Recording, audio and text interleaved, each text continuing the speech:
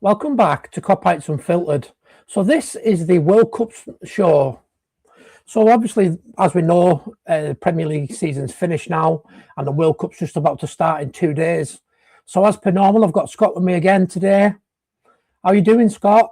Are you looking forward to the World Cup? Yeah, to be honest with you, I really am. Like I said on video I did yesterday, I don't really get into international football much throughout like the break in between major tournaments, but when World Cup comes around after the season's done, I do get into it. Yeah, I'm the same. I'm not into the Nations League though, me. I think it has to be either World Cup or Euros. Yeah. I think the Nations League's just added to the calendar for no reason, to be honest. But World Cup, you can't beat the World Cup, can you? Yeah. So what I've got for you is, Scott, I've got a few stats for you to see if you know any of these stats. So it says there's 1,200 and let's say 1,200 players going to the World Cup. And it breaks it down to how many play in different countries. So how many do you think play for an English club level out of the 1,200? I think any smart person would get around 200, mate, to be honest with you. Correct. That is a quality guess. So the next one on the list is Germany. How many players do you think play in Germany? Not sure, mate, to be honest with you. So in Germany, there's 109. In France, there's 86. In Spain, there's 86. In Italy, there's 71. Saudi Arabia, 49. Turkey, 45. USA, 42. Netherlands, 46. Brazil, 32. And Portugal, Brazil, 36. And Portugal, 36. So when you think about it, the majority is in England, Germany, and France. Yeah. And Spain, because they've both got 86. Yeah, it's kind of your main European countries, ain't it? You know, your main leagues. Bit of context, just in case anyone is wondering why I got spot on. Gareth asked me that off air, and he did not believe I didn't know the stat, which I guesstimated based on how many Liverpool players are going and times that by the teams in England in the league, and he didn't believe me. No, he's telling fibs, guys. Don't listen to him. He's read it and tried to kid me, you see. I actually haven't read it. I actually haven't. So there's another stat for you. So 43-year-old Scotland goalkeeper Craig Gordon is the second oldest player to go to a World Cup. Only Egypt goalkeeper Essam El Adari, who was 45 at Russia 2018, was older. That's pretty interesting. Then it says, if Cristiano Ronaldo, who will be 41 and 126 days when the tournament gets underway, sees action in North America, the Portugal forward will become the fourth oldest player to appear in the competition, behind Roger Miller, 42, and Fayed Mondragon, 43, and then obviously El Hadri as well. Gordon and Ronaldo are followed on the 23 World Cups list of oldest players by Mexico goalkeeper Oche, 40, Luka Modric, 40, Eden Hazard, 40, Manuel Neuer, 40, and Cabo Verde. He's 40 as well. So there's quite a few older players that have played in the World Cup, isn't there? Yeah. So that means Luka Modric must be playing for Croatia then. I thought he'd retired. Yeah, I thought he had. It's quite interesting, isn't it? I thought he retired, mate, to be honest with you. I'm not too sure. And then it says Qatar and Saudi Arabia have the most players based in their homeland with 25 apiece. That's quite interesting. Then you've got 22 World Cup winners are at the 2026 event. So you've got Germany, Brazil, France. Yeah. The last few winners, ain't it? It'll be, apart from obviously Argentina as well. Yeah, there's loads on here. I'm not going to read the whole thing. We'll be here all day. Then you've got Manchester City with 19 players are the best represented club. 19? Jeez. Wow. Puts our rate to shame, that, doesn't it? Yeah. To be fair, I do think with Liverpool having 8 players, it's not accurate because obviously you've got the 3 lads who have left, Canate, Salah and Robertson. Really, they're going based off of playing for Liverpool, if that makes sense. Yeah. So it's about 12, 11. Yeah. And then you've got ones here that could help us with the next part of the show. You've got 17-year-old sensation Gilberto Mora is the youngest player at the finals. That's with Mexico. I know. 17-year-old sensation Gilberto Mora is the youngest player at the finals. Yeah, it is Mexico. His Mexican teammate, Oche, had astonishingly been to the World Cup before Mora was even born. Is that the goalkeeper? Yeah, he's been out for ages, hasn't he? Yeah. And then you've got Argentina's Lionel Messi is the 2026 player with the most World Cup goals to his name, 13. He's followed by France's Mbappe, 12, Harry Kane, 8, Brazil's Neymar, 8, Cristiano Ronaldo, 8, and the World Cup record is held by Germany's Klose with 16. Yeah, most up close, yeah. So if Messi gets 3 in this World Cup, which I imagine he will, he'll go level with Klose as the World Cup record holder. Lionel Messi, Oche and Ronaldo will go to a record 6th World Cup. That's pretty impressive. A lot of these are just about goalkeepers and stuff now. So that's your stats for 2026 World Cup. So what we'll do is we'll move on to the group stages. So what we're going to do is we're going to do our prediction first of who we think will win the World Cup, or maybe our top 4. I've got a funny feeling that our teams will be quite similar, who we think is going to win the World Cup. So do you want to say your first team and why you think they'll win it? I think I want to go Spain because obviously they're one of the top European nations as well.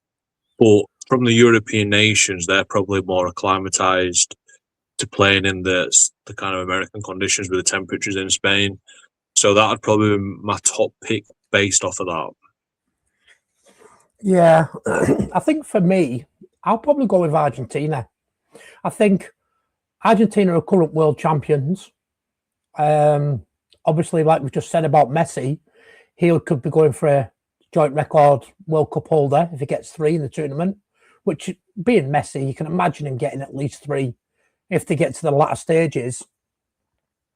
And obviously they've got a player that I covered on the channel as well, who I really like, called Nico Paz.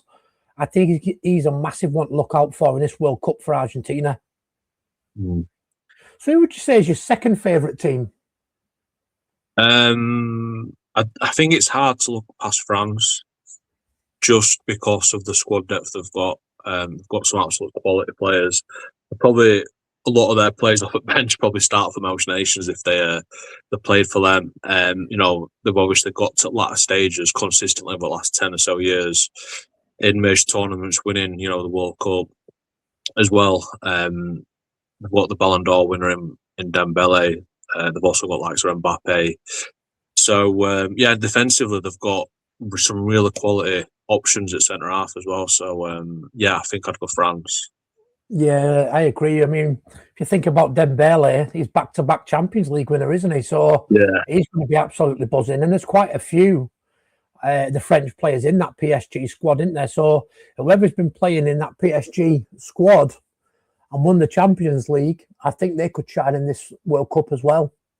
Well, you think as well, they got to the final last time, didn't they, against Argentina?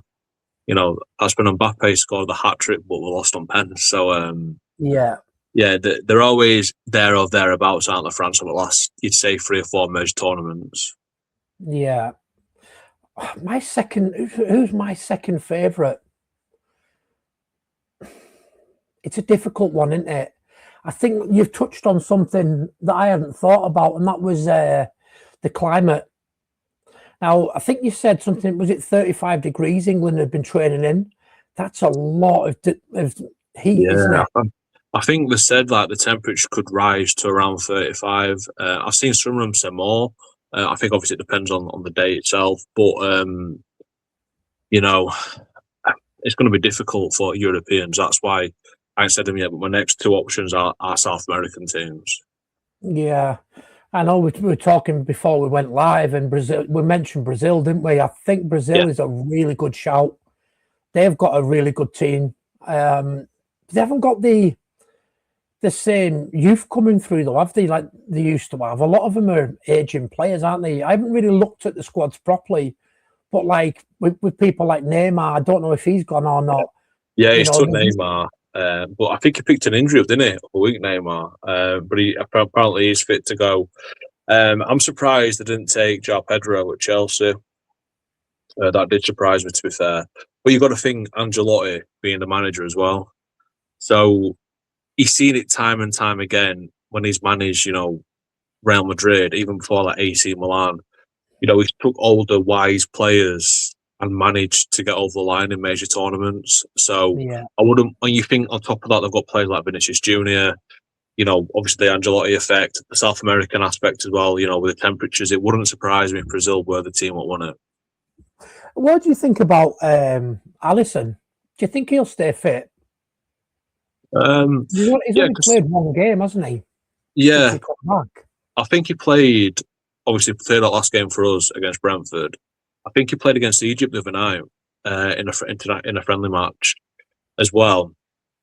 But this is a key thing, what I think Slot spoke about before obviously he got sacked, was he's at going to the World Cup. He was saying, obviously there'll be good minutes for him at the World Cup. But what you got to remember is the World Cup isn't the same intensity as the Premier League. You don't play at the same tempo. And I think as well, I saw some quotes from Thomas Tuchel's assistant manager with England saying they're not going to be, how did he word it now? He was saying because of the temperature, they're going to be changing like the kind of tactics slightly. And I think it means they're not going to play as intense as they would usually want to. So you kind of see teams playing bursts of energy. So maybe Alisson could stay fit simply because of that. Yeah, plus they'll be having water breaks as well, won't they? Is that like every 20, 30 minutes? Yeah, I think around, you know, it basically makes it 4 quarters, doesn't it, really? Match, which the Americans will absolutely love as well. Yeah. Like you say, quick though, break. It's the South American teams. It looks really dark. Is it my lighting? But I look really dark. I don't know, mate. Look as normal, I think. I feel like I look dark. Sorry, I digress. Yeah. Do you think the heat will make a difference to Alisson with his hamstrings and stuff? Might not really matter. It's hard. It's more the cumulative fatigue, I would say. Obviously, you are prone to muscle injuries for, you know, if it's too cold and you don't stay warm enough, then, you know, your muscles can tweak easy. But on the other aspect, you know, for example, over a week and I was training kickboxing, and it was in the heat wave, you know, that mini heat wave we had. And we were sweating buckets, but because I wasn't getting my electrolytes down as I was training, both my hamstrings cramped up by hand because I was just so depleted from it. So it can work both ways, if you know what I mean. Obviously, being a goalkeeper, it shouldn't have as much effect on him compared to, like, say, a midfield player or a fullback or a bombing up and down pitch. But hopefully it goes there, gets some minutes under his belt, and then he can push on, obviously, for us next season. So what I was thinking is, if goalkeepers don't do a great deal, but say he's standing around for long parts of the game, and then he has to bomb out. When he's been standing around, like you say, muscles going cold, even though it's hot, they're still not warm as such, are they? So with him bombing out, will that not affect him? Well, I think the good thing is, in a way, the temperature will help him, that he'll stay warm. And plus, obviously, they never kind of stood still. They're always kind of moving slightly forward. Depends how deep the ball is. They'll be constantly moving. Probably as well, he'll be involved in build-up play from the back as well. So it shouldn't have too much effect on him. Cool. So is there a team, because usually in a tournament there's a team that you not expect that do well, like get to a quarter-final or something. Is there a team that you've thought about that could be a surprise team of the tournament? Right, let me have a quick look at the group. I'll tell you the team I think, but I don't know why. I can't give you a reason why. I think Mexico. I've got a sneaky feeling about Mexico. Not a bad shout with being home nation. Obviously, Mexico, they are a very passionate footballing nation as well. To be honest, I wouldn't have minded the whole competition being in Mexico, because they actually just love football. I'd have gone, if I were going to pick a bunch of nations in and around Central or South America, I'd have gone Mexico, probably Brazil, Argentina, potentially Colombia, them type of countries to host. But if I want to look,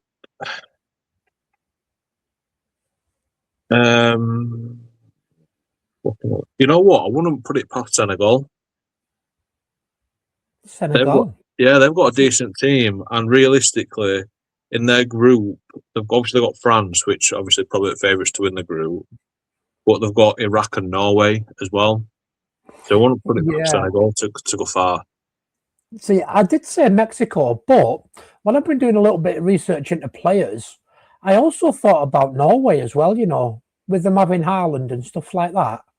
They could be an outside chance. Yeah, I did think of that, but I watched them play against Morocco the other day, and obviously they had Haaland up top and they had Odegaard behind. I think Oscar Bob come on in second half as well. It finished 1-1 the game, but I have to say Morocco looked the better team. It was just more the fight, Odegaard getting the goal at the end, what equalised from. But I did think Morocco looked the better team. I won't say disappointed with Norway, but they've obviously got some good players. They've got obviously Haaland at top. They've got Odegaard, Oscar Bob. They've got the lad at Fulham who split Sheffield United, Sepp van der Berg, I think, the midfield player. Yeah. They've got some good players in Norway, but I wasn't impressed with him the other night, that's all. Yeah, so going back to Mexico, so Mexico are playing, is it South Africa on Thursday at 8 o'clock? A quick gander, mate, in my little book. That is... that's the opening game, isn't it? Yeah, I think it's a tough game, that, for Mexico.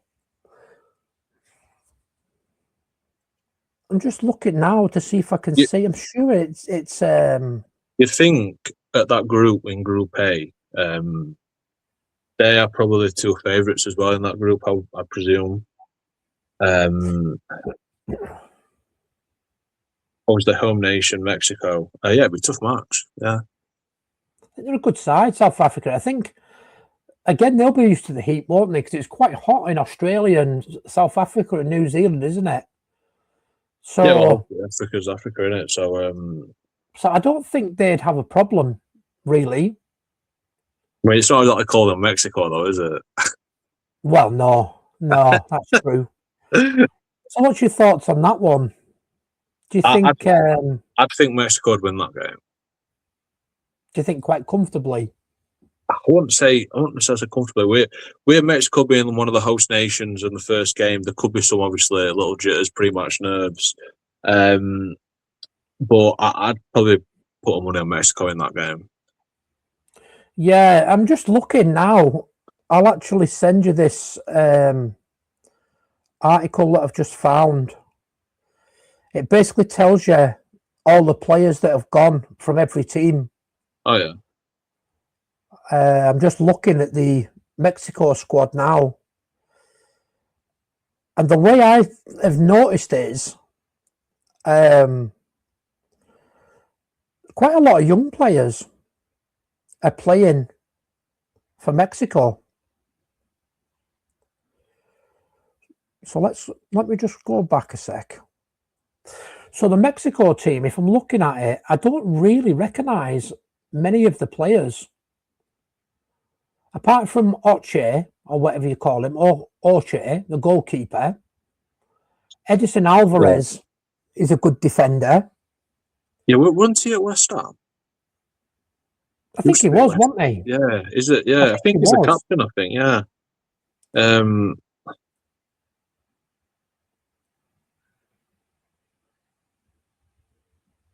You've got... We've got Vargas at Atletico Madrid as well. He's a decent player. Yeah. Raul Jimenez, obviously, as well at Fulham. He's obviously a good striker. Yeah. But yeah, I'd probably back them to beat South Africa first game. I think, to be honest with you, looking at that group in Group A, I'd fancy either Mexico or South Korea to probably top it. Yeah, that Santiago Jimenez, didn't he used to play for Slot at Feyenoord? I think you've touched on him before, haven't you? Probably, mate, yeah. My memory's not too good now. But yeah, I'd fancy either Mexico or South Korea to be top of that group. Yeah, I would say Mexico. Yeah.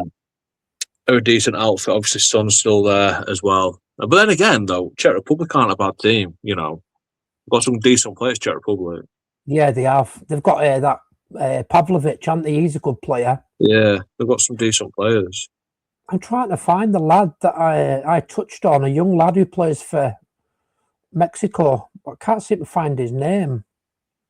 Oh, there it is. Armando Gonzalez. He's a player that I would definitely be looking out for. I'll be watching it Thursday night. So he's a good, very good player. Young lad. I think he's only 18, 19, something like that. Yeah. But yeah, I think the first group, very much like the second group, they're two very open groups, mate, to be honest with you. Yeah, I agree.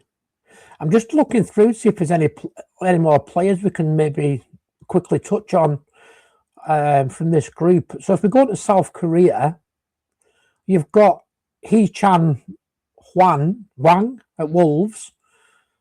He's a good player. Yeah, it's decent. And then you've got... He scored against us this season, didn't he? Yeah, that's what I mean. They've got some good players, but yeah, I don't know, you know. Like you said, they're all very close teams together, aren't they? I wouldn't like to say who'd go through in that group. If you look at the win it. Yeah, if you look at the South Korea team, though, obviously they've got Son, but they've got like two other strikers who play for decent clubs. You've got a lad from Besiktas, from Midtjylland as well. But then even in midfield, you've got lads who play for Celtic. There's one on books, obviously Lee from PSG as well.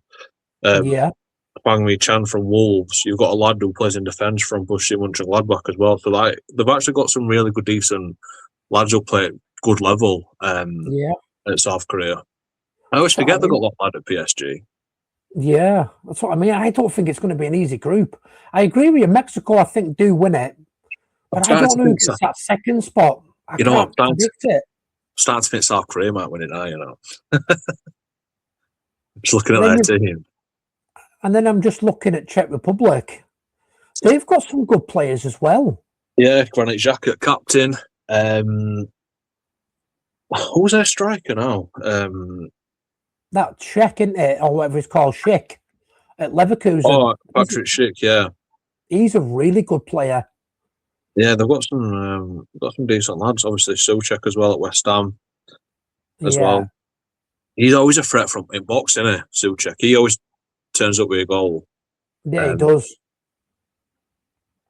That's what I'm saying. There's no easy games in the World Cup. You don't get to the World Cup if you're a poor team, really, unless you're from Scotland. Sorry, Scottish guys, but I can't see you getting out of your group, but we'll get to that later. So if we go to Group B, what's your thoughts on Group B? Another open group, mate. Obviously, Switzerland are probably favourites, I'd say, on paper. Canada got some decent players, obviously Alphonso Davies at Bayern Munich. Obviously, then you've got Bosnia-Herzegovina and Qatar who will be trying to notch that bit. Obviously, I didn't realise Edin Dzeko still plays for Bosnia-Herzegovina. He's got to be one of the oldest players, surely. He's about 40, isn't he? Yeah. Obviously, Xhaka, captain of Switzerland. I think I said he was captain of bloody Czech a minute ago, but no, he's captain of Switzerland. He had a cracking season for Sunderland, didn't he? Yeah. Xhaka. I know he had some fitness issues back end of the season, but overall he had a very good season. I'd probably fancy Switzerland to win that group, mate, to be honest with you. Yeah. I'm just looking at Canada. There's a player in the Canadian team was linked to Liverpool quite a while back, Jonathan David. Yeah, I think he's a good player to look out for.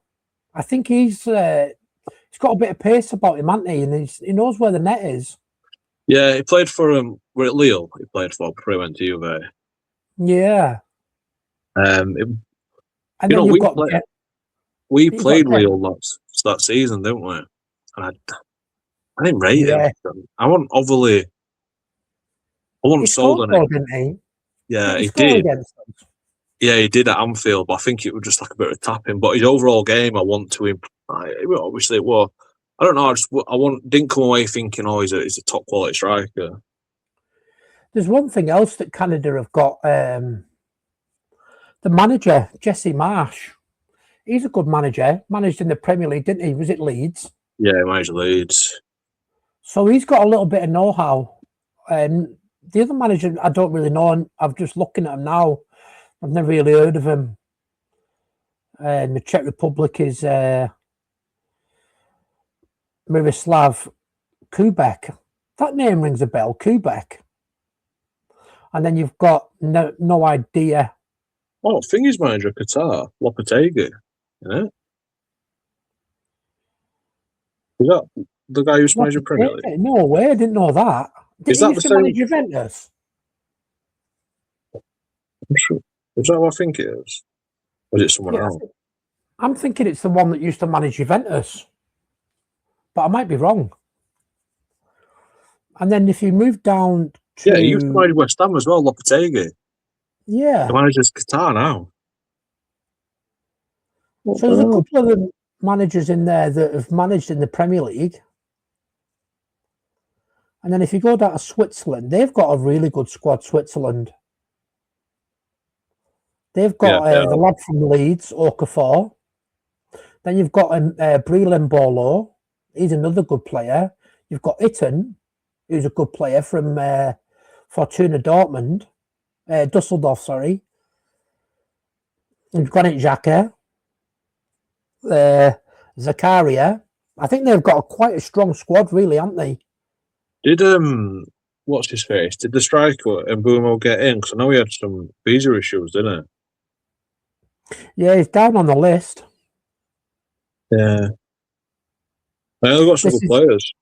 This is the confirmed. Oh yeah, I know he's on the list. I mean, I know when they turned up to the States, he had a couple of issues, didn't he, trying to get in through customs and that. Right. But I think it must be all right. I saw as well the referee, didn't he? The Somalian referee, he got turned away at customs today. Yeah. Saying he can't ref because they're not letting him in. But like somebody said, surely he could just go and ref in Mexico or Canada then. There's games there. You don't have to just do it if you know what I mean? Like, well, yeah. Tell you what, Group C looks good, mate. We didn't mention who the player of the group was to look out for. So with Group A, we'll go slightly back just a little bit. Who would you say the player of Group A will be? Like, not necessarily the one with the most goals, but the one who's to look out for. I would probably say the Mexican lad that I mentioned before. What was he called? Armando Gonzalez. I think that's the player for me to look out for in Group A. Yeah. Either that or, for me, just because I haven't seen him play for a bit, probably Son. Yeah. Obviously, he's in States now as well, so he'll be used to climate. So, yeah. Yeah, I think that's a good shout. What about Group B? I think we've slightly touched on Group B.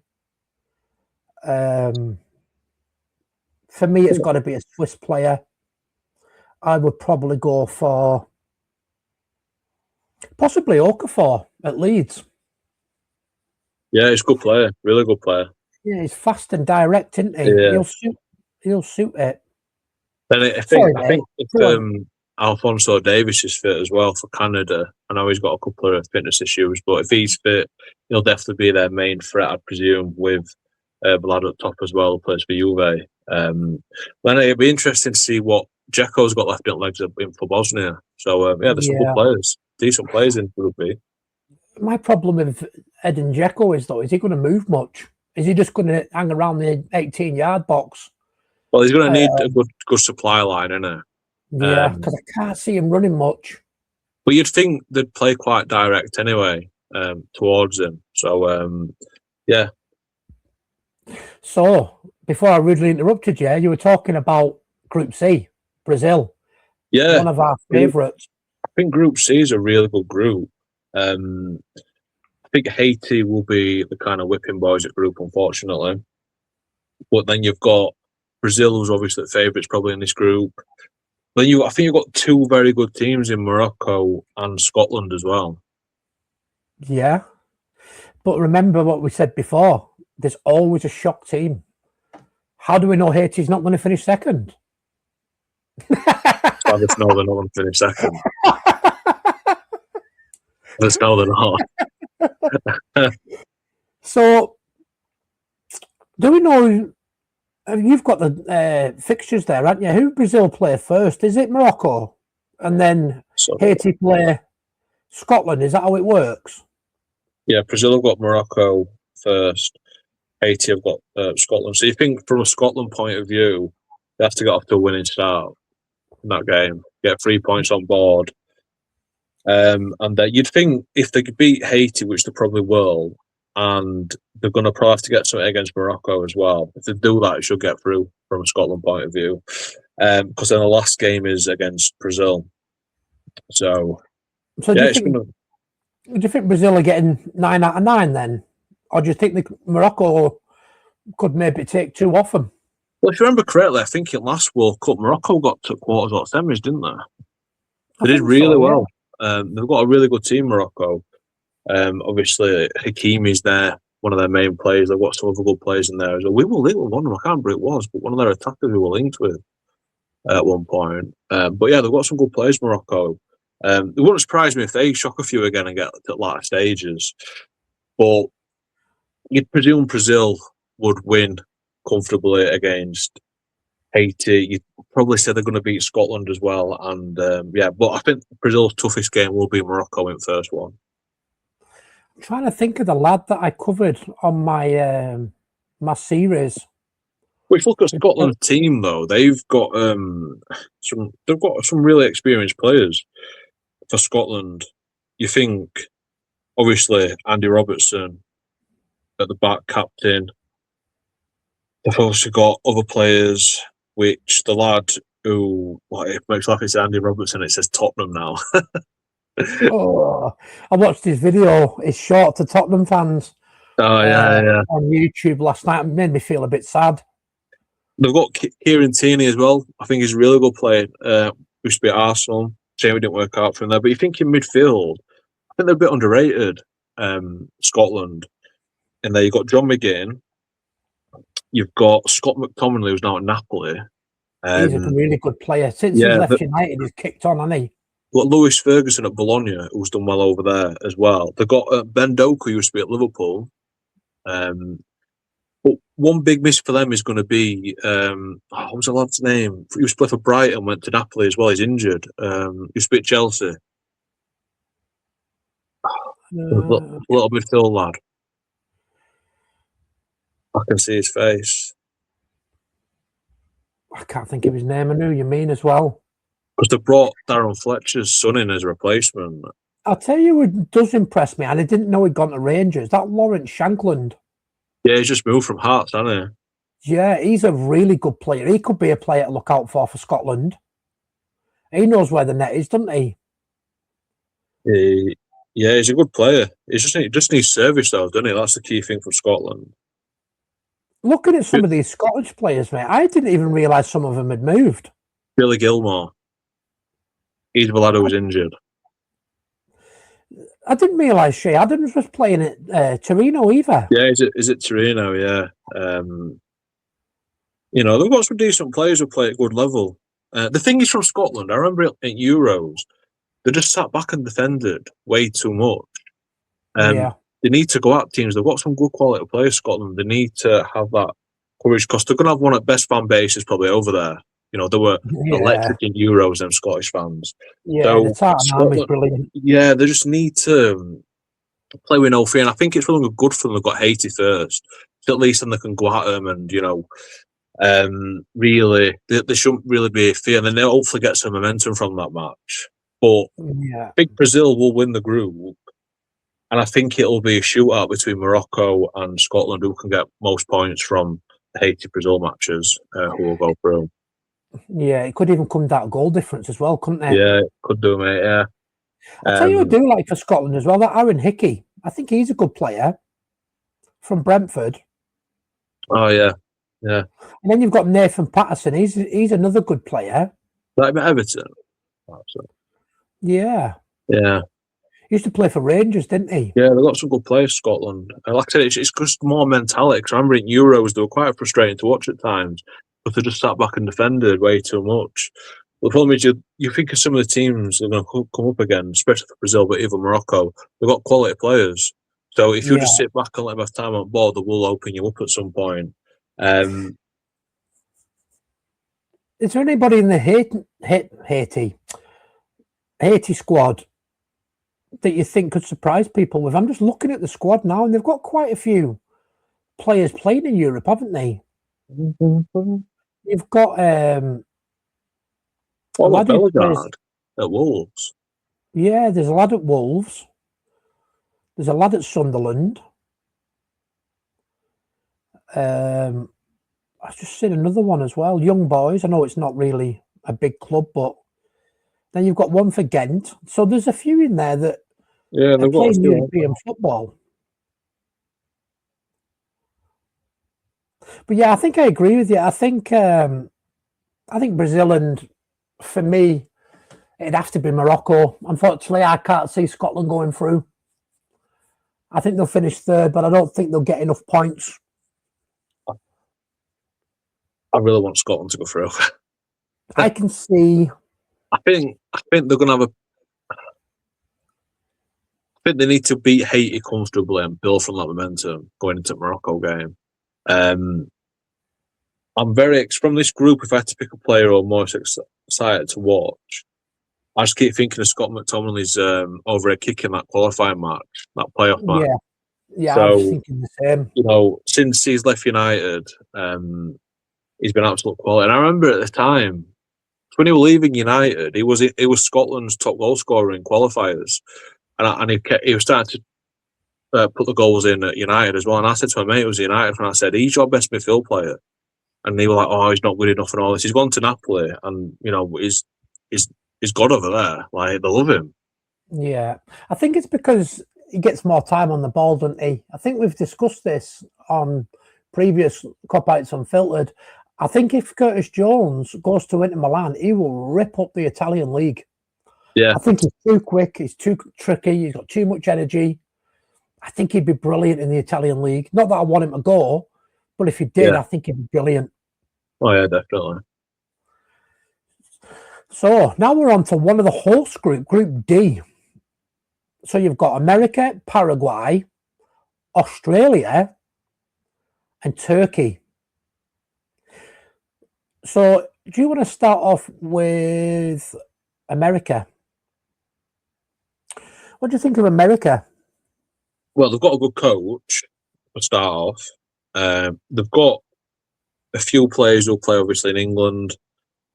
Tyler Adams at Bournemouth, what used to be at Leeds. He used to play for one of the Red Bull teams as well, I think, Tyler Adams. Weston McKennie is at Juve. Gio Ryan at Mönchengladbach now. Malik Tillman, obviously a decent player at Leverkusen. Brendan Harrison at Leeds, I think he's a decent player. They've also got well, that used to be at Arsenal up top. Following Balogun.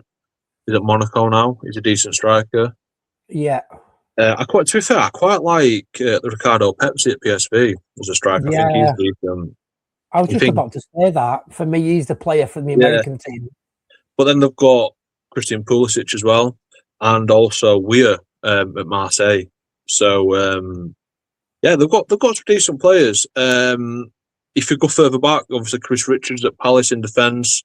Tim Ream used to be at Fulham. I think he was Tim Ream at one point. Yeah. So they've got some decent players. Also, Trusty at Celtic is there, and I think as well Anthony Robinson represents them. Left back from Fulham. Yeah, he's a really good left back. Yeah, he's decent left back. So they've got a good squad, and I think what helps America, they've got a decentish group, which should help them. I think for me, I think Turkey wins it, and then America second. But I'm just looking at the Australian squad. Really, nobody in the Australian squad really impresses me, to be honest. They've got an experienced keeper in Matt Ryan. He used to be he's played in England, didn't he, Matt Ryan? Was it Brighton? Probably, yeah. Obviously they're not a big footballing nation, are they? So it's always going to be difficult. They've got Harry Souttar from Leicester. Then again, that's not impressive. That's League One. Yeah. Devlin at Hearts. He's a big lad, though, isn't it, Harry Souttar? Yeah, he is. He's a big lad, yeah. Apart from that, you've got Toure at Norwich. I think on paper, Turkey's probably got best team in this. They've got the reserve keeper at United. They've still got Ozan Kabak as well. Yeah. A player for me to watch in this whole tournament, I'm not just talking about groups, has got to be Arda Güler. I think he's a great, great player. He had a couple of good goals in Euros, didn't he? I remember I think against Georgia when he scored. They've got some decent players. Also, obviously, got Güler. They've got they've got some. What else they've got? They've got Thingy at Inter. Is it Kalinoglu? How you say it? Yeah, that's what I mean. They've got a brilliant squad. Yildiz at Juve. The other Yilmaz at Galatasaray. Yeah, they've got some good players. But I think the USA and Turkey, in particular, looking at this group and saying this is a very good group to get out of. I don't know too much about Paraguay. I'm not too sure who they've got, but you would presume the States and Turkey would fancy the chances against Australia and Paraguay. Well, I've just been looking at the Paraguay team, and there's not many. You've got Juan Jose Kakere. I can't pronounce his name. He plays for Dynamo Moscow. You've got a lad from Portsmouth, someone from Sao Paulo. And Cisco, who used to be at Brighton. So he were at Brighton, wasn't he? Then he went to Chelsea, and I think Chelsea followed him off to Strasbourg. I think that's what's happened there. But yeah, he's a decent player. And then you've got the actual Brighton midfield, that Diogo Gomez. He's pretty good. Yeah. But apart from that, like I said, I think the USA and Turkey will fancy the chances, mate. Yeah, so are we going with that then? So Arda Güler for player of the group, and then Turkey and who was the other team we said? America to go through. Yeah, I think so, mate. Yeah, but I would definitely say Arda Güler, a player of the group for me. I mean, you could throw possibly Pepe in there as well for America. Hadji Wright's decent at Coventry, the striker. So they've got some decent firepower, USA. He's another good striker. They've got some good players up top, USA, overall. Yeah, they have. I think they could do well. I fancy them to definitely get to maybe the quarterfinals, depending who they get in the last 16. Yeah, I think that'll be key as well from both of them teams. You look at USA and Turkey, they want to top the group, so they get like a bit more lenient round of 16, whatever it is after that. So obviously, top the group, you'll play against a team I think was either second or third. I was team will finish second or one of the highest points in third, whoever gets through on there. So yeah, both of them will be looking to win the group. Does it tell you on your sheet who will play each other if they get through top twos? It does, but it's a bit confusing, mate. Because some of them, it's like the third team potentially from Group C, D, F, G, H. Like it's a bit, yeah. You know, so I think as it goes on, we'll understand a bit more. Yeah, I think we'll leave that. We don't want to do too much in this episode. This is just our build-up, isn't it? Yeah. So now we're on to Group. Where are we up to now? Group E. So for me, this is quite an easy group, really, to predict. Obviously, I would say Germany will win it. I can't see Germany getting knocked out early doors. I can't even pronounce that second team. Is it Karakio? I love that, mate. Never heard of them. Can't lie. Never heard of that nation. And then Ivory Coast and Ecuador. It's difficult. After Germany, Ecuador are a good side, aren't they? And Ivory Coast are not an easy team. Ivory Coast are a very good team. Very good team, Ivory Coast. They kind of got, they had that golden generation, didn't they, Ivory Coast, about 10 years ago. But they've got still some good players. I think as well, Ecuador have got some good players. They've got Moises Caicedo. I can't pronounce the other team either. But they've got Bakuna. I'm sure he played in England, Bakuna. I think he did. Point. Yeah, I'm sure he did. Didn't But yeah, Germany will be the favourites. I think if we look, I'd probably say Germany, then Ivory Coast. But I think Ecuador will also be decent as well. Yeah. Just looking at the Germany team, see if there's anybody new that's not, like a youngster or anything. But I think the main man for us in Germany will be seeing how Florian Wirtz does in this tournament. Yeah, I think he's key for Germany, though, isn't he? I think if he plays well, Germany do well. Did you see that assist he did the other day in their warm-up match? That No. 40, 50-yard diagonal pass over at top to Sane, it was beautiful. He is a great player. Yeah. He really is. I think I'm next excited season, to see what he does next season. I am. I was just about to say that. I think I'm so excited. We'll see the best of him next season, I think. It depends, though, again, doesn't it? Will he suit Iriola's style? I think so. I think he will. And also he'll have a full season under his belt in Premier League as well. But if you look at Germany's defence, they've got Ram at RB Leipzig, they've got Rudiger at Real Madrid, Schlotterbeck at Dortmund, Jonathan Tah at Bayern Munich, Malik Chow at Newcastle. They've got some real strength in depth, Germany in defence. And even in midfield, they've still got Pascal Gross going as well in there. Yeah. They've got a really good squad. The lad at Dortmund, he's good as well. Got Pavlovic at Munich. He's brilliant, Pavlovic. Goretzka, I think he's massively underrated as well at Bayern Munich. Yeah, still as good as well. And the main man, Florian Wirtz, as well. I think if there's one area you look at this German team, you'd say there's not a real top quality striker. If you're going to be critical. No. I mean, that Max Bier at Dortmund, he's a good player. Yeah, they've got good players. I think Havertz is a good player. I thought he played really well in Champions League final. But obviously, you've got Musiala, but his name is a 4, but I wouldn't have him as like an out-and-out number 9, though, Musiala. No. Sane, obviously, wide. They've thrown wingers in there as well, haven't they? Yeah, I think that's what they've done.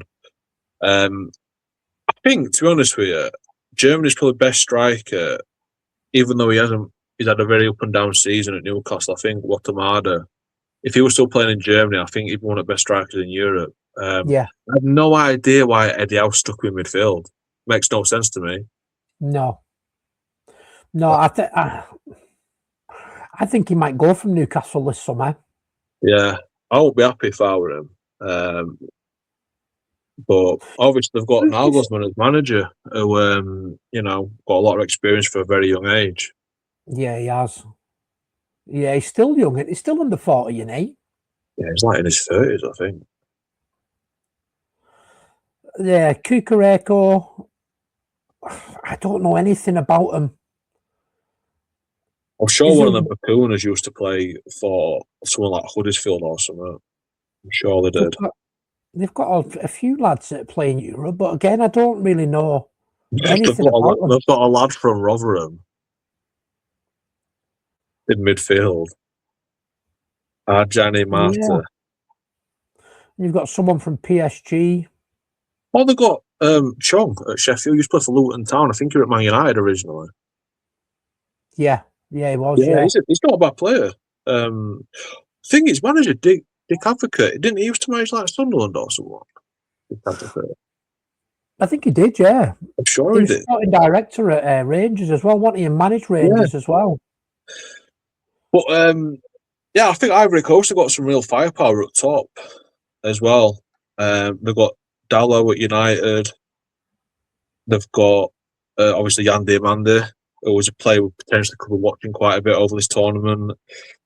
They've got the lad at Villa, Gussand, Nicolas Pepe at Villarreal. You know, he's been at Arsenal. Yeah. They've got some good players. Ivory Coast. It's not as good as what they had about 5 or 10 years ago. They had that kind of golden generation of players. I remember at one point they had like Drogba, Kalou, Torre brothers. They had a real good team, didn't they? About 10, 15 years ago now. But yeah, it's still a good team. I like the goalkeeper as well. Lafont. He's a good goalkeeper. Oh, Panathinaikos. Yeah, he used to play for was it Lyon or something like that, or Lille? Yeah. He's a good goalkeeper. Then again, I'm looking at Ecuador's defence. You know, they've got Hincapié at Arsenal. They've got Pacho at PSG. The lad at AC Milan. I can't even say his name. Yeah, they've got some good players. Yeah, they have. Ecuador. It's actually better than what I thought, to be fair. Moises Caicedo, Alan Franco at Marina as well. They've got a lad on loan from Chelsea to River Plate. So, yeah. He looks really good, that Kendry Paez, doesn't he, as well? I've watched him a few times at youth level. Is that the Enner Valencia who used to play for West Ham? It will be, won't it? It's got to be. Yeah. I think it's him, yeah. Yeah, they've got. I'd still put money on Germany and Ivory Coast getting through, but I think Ecuador, they've got a decent team. Yeah, they have. And for me, the player this group, for me, just would be. I want to see Florian Wirtz how he does. I watched him quite a few times for Germany this season, especially when the qualifications happened at the beginning of the season, and I thought he played really well. So yeah, hopefully it kicks on and has a really good tournament.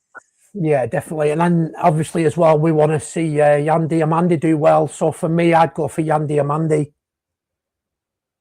Yeah, be interesting. Obviously, it sounds like obviously we're really interested in him. I think the price is a lot though for him for what he is and for his age and experience. Yeah, I think we could get him for about 86. I think it will determine how well he does in World Cup. You see that usually that World Cup inflation tax, what ends up on players. Happened with James Rodriguez when he went to Real Madrid after that one for Colombia all them years ago. You've seen it multiple times. So, in a way, this sounds horrible, but do you want him to have a bit of a poor World Cup, get a bit cheaper? Yeah, you know what I mean. Yeah, if he scores back-to-back hat-tricks, there'll be another 20 mil, mate. You know what I mean? I think we'll get him for 86 with add-ons going up to 100. I don't think we'll pay 100 up front. Yeah. But for me, I want to see Wirtz do well. But Diomande, I'll be keeping an eye on him as well, especially if the talks progress even more. Yeah, definitely. I can see it happening. I'd be quite surprised, to be honest, if he doesn't come to Liverpool. Yeah, I think I mentioned it the other day. I think if he's going to go anyone, I think it'd be us. Simply because he'd literally walk into our team at the moment. And also, the other team interested in PSG, he wouldn't necessarily be a starter. So, number one, would you sanction that type of money for a bench player or like an up and coming player for your team? And number two, would you want to go there if you're just going to be playing second fiddle? You know what I mean? It's a difficult one, isn't it? Because you've got Barcola there as well. Yeah. I think if he goes to PSG, we definitely get Barcola. Yeah, I think we would. I think one or the other ends up at Liverpool this summer. Yeah. I'd like to see Barcola and Diamandi at Liverpool, but that's to be honest, I was thinking. I actually think there's room for both, but it's just there's room for both in the squad, but is the room in the transfer kit for both? If you know what I mean. But we were saying, weren't we, off camera, that we think Gakpo could go this summer. That would be ideal for me. Sell Gakpo for say 50 million, 55 million, and then pay 80 for Barcola, and you've still got the money there then for Dembele. Yeah, Dembele, sorry. Diamandi. The thing is, for me, with Cody Gakpo, I think he's a good player. I really do. I think the season we won the Premier League, he showed he's a top quality player. He scored best part 20 goals that season. But I just think, obviously, he didn't have the best season, was just gone. But I just think how Iriola plays, he's not fast enough to play out wide. And obviously, he's not a proper number 9. So where does he fit in the Iriola system? And that's just my main concern with Gakpo. Yeah, I agree. And then there's also as well, it's too predictable for me. I think everybody works out what he's doing before he's even done it himself. I think a lot of this season was mainly confidence, though. I don't think he had the confidence to really mix his game up at times.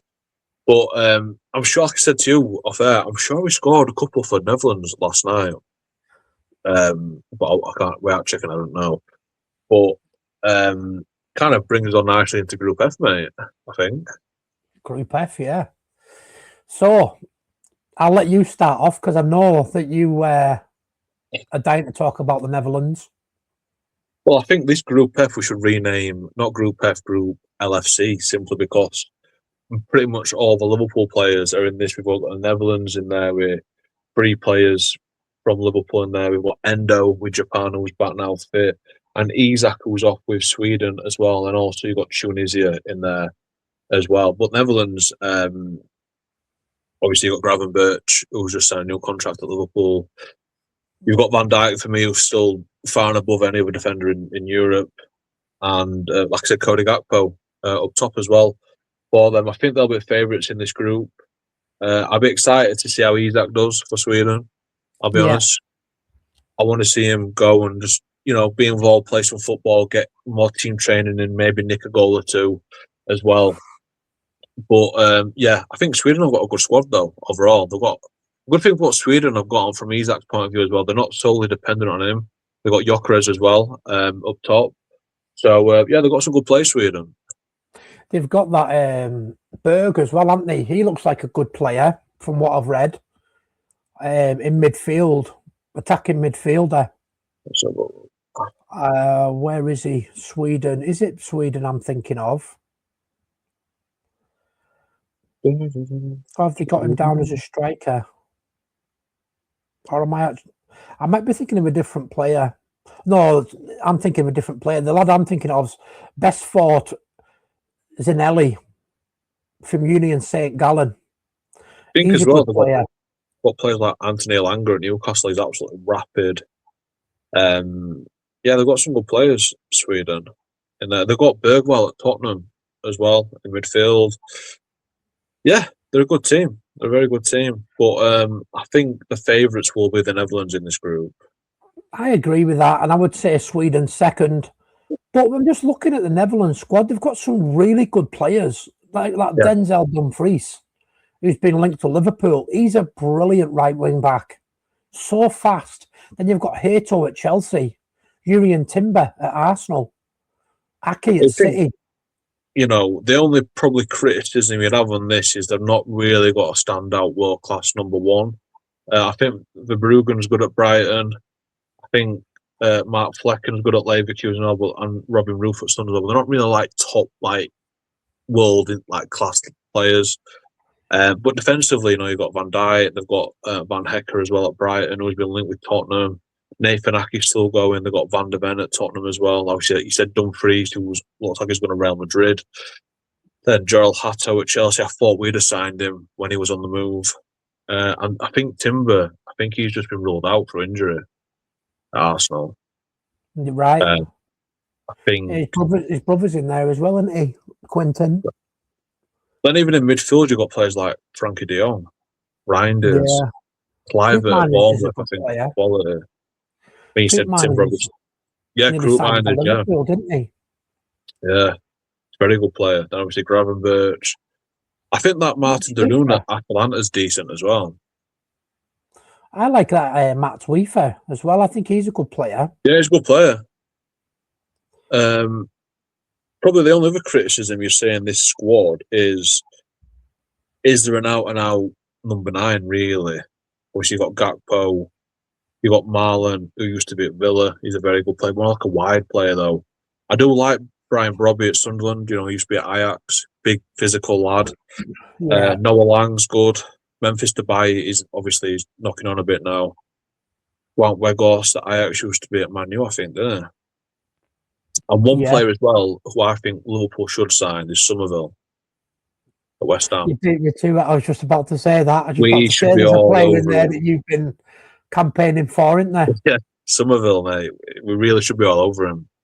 I'll tell you what I did notice today. I don't know what your thoughts are on this. So I read that if Netherlands don't do well in this World Cup, Arne Slot could be the new Netherlands manager. I don't know if you've seen that or not. I've not seen it. Quite interesting. Because he's been linked with Fulham, he's been linked with AC Milan, he's been linked with Ajax, he's been linked with the return to Feyenoord, who've just sacked the manager. I think that's interesting. If Netherlands aren't happy with Koeman in this World Cup and they're just scraping through rounds, I think you could see Arne Slot as the next Netherlands manager. Yeah, I think it depends what his motivations are. Does he want to stay in club football? Is it sometimes the international football? A lot of managers do it at the end of their career when they're winding down. But yeah, like Jurgen Klopp. Yeah, he wants the German job, doesn't he? But yeah, I think if we're looking at like the teams to go through, obviously Netherlands, I think they'll go through, and then round of 16 onwards they'll be all right as well. Not too sure how deep they would go. But kind of my player to watch in this group, obviously they've got a Liverpool lads in there. I want to keep an eye on Isaac in particular, but I also want to see how Somerville does, because I think Liverpool should be in for him. Yeah, definitely. I'm just looking at the Japan team before I say who I would like who'll be looking out for. They've got quite a lot of players in Europe, haven't they? Yeah, they've got some decent players, yeah.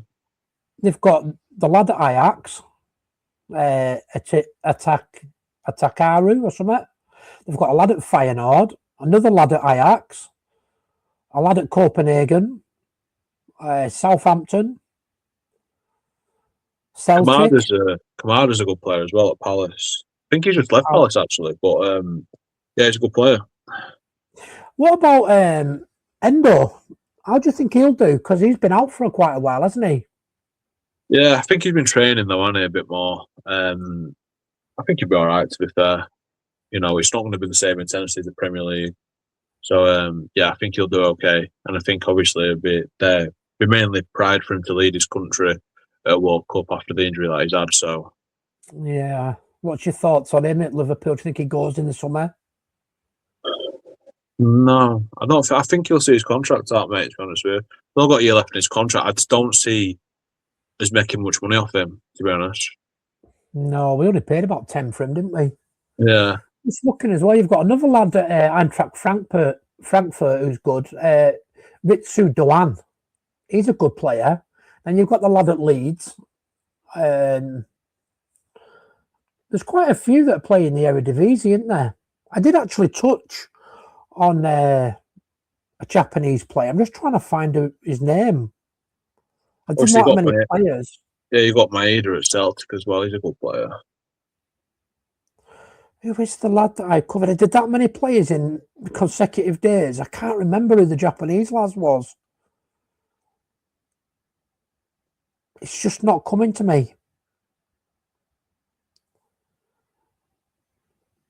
For sure, mate. But yeah, they've got a decent squad. It's not important anyway. My player to look out for in this group would be, I agree with you on Isak, but I also like Frankie de Jong. I think he's top midfielder, isn't he?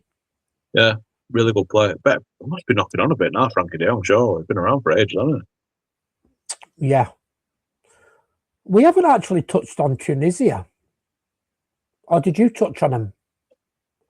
No, mate. I think I don't know much about Tunisia. I do like Vlad at Copenhagen up top. I can't say his name though. Elias Achari, I think how you say it. He's a decent player.